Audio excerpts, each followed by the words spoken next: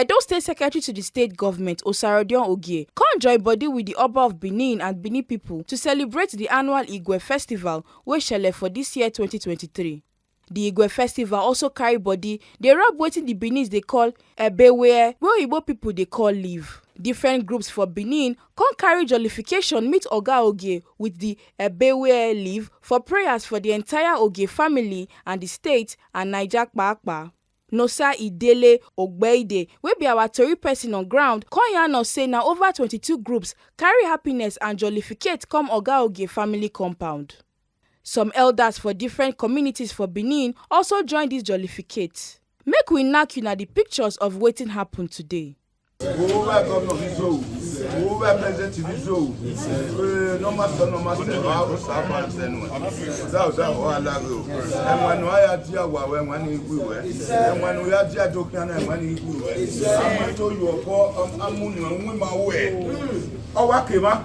The federal on end, Maya Gwiwe, Etoya Gwiwe, Maya Gwiwe, Maria Mokbani, my body, so doubt that one laggy, and when I have here when he Gwiwe, go away, we go away, without that one Musso, no master Agakapa, they get John, already give the Gijon Akami. Why the Jammy Morgani, you are a paying. And I mind Salo by any case which is to Nonyama. In Jesus' name I pray. Talk by we know you have any more anymore. But when where you are me, when where you are